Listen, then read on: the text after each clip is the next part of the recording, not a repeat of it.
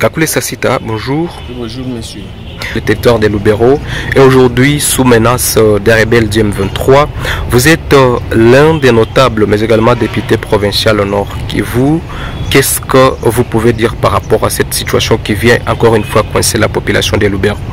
Bon, la menace dont vous faites allusion ne date pas seulement d'aujourd'hui.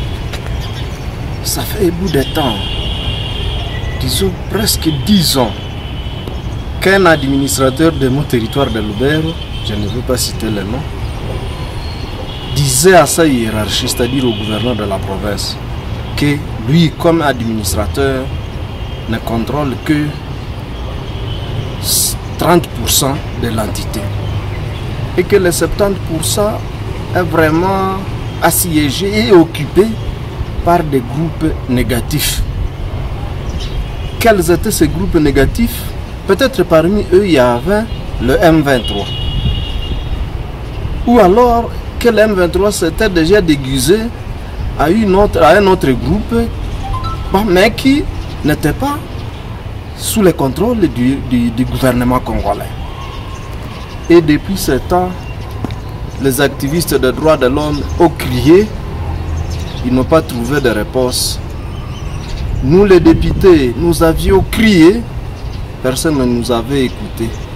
Aujourd'hui, que nous disent que le M23 est à la porte à Kanyabayonga pour vouloir occuper totalement le territoire de Lubero, moi j'ai dit que ce n'est qu'un groupe qui vient s'ajouter aux autres qui occupent déjà ces territoires à plus de 80%. Peut-être que ce M23 viendra occuper 5 ou 10% pour faire 90% d'occupation du territoire de Lubero par des groupes négatifs. Et je ne sais pas aujourd'hui ce que nous pouvons encore dire à ces autorités qui semblent ne pas avoir des oreilles. Des propositions de stratégie ont été faites par nous, par d'autres acteurs politiques, par d'autres notables, par même les acteurs de la société civile. Mais aucune de ces stratégies n'était acceptée, mise en application par l'autorité de l'État. Et aujourd'hui que ces agresseurs, ces bandits sont à la porte, qu'est-ce que nous pouvons encore dire? Si ce n'est de leur rappeler, tout simplement de fouiller dans les archives où ils ont opposé ce que nous leur avons proposé auparavant pour qu'ils essaient de voir ce qu'ils peuvent faire. En fait, la population devrait savoir que ce territoire de Lubero est très fragile aujourd'hui.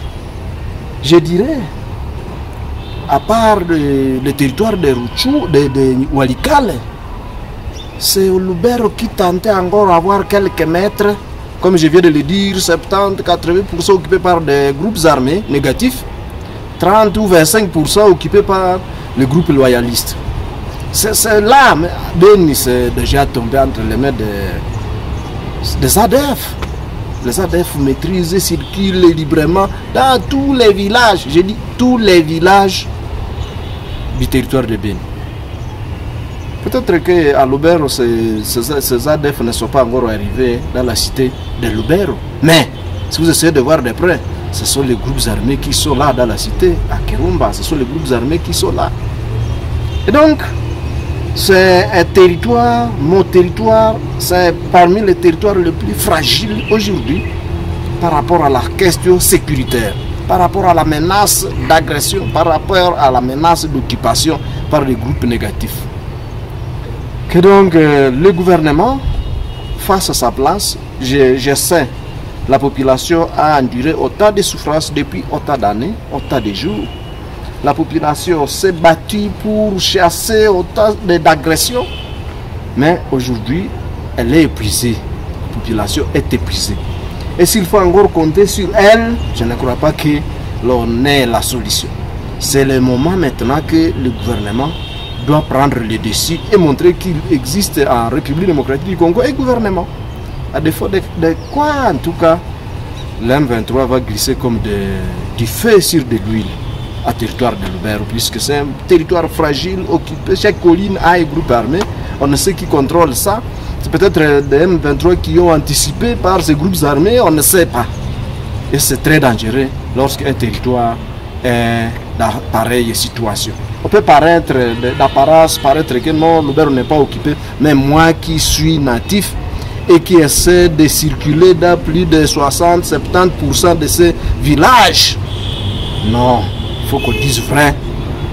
C'est un territoire très menacé, très occupé par des groupes négatifs.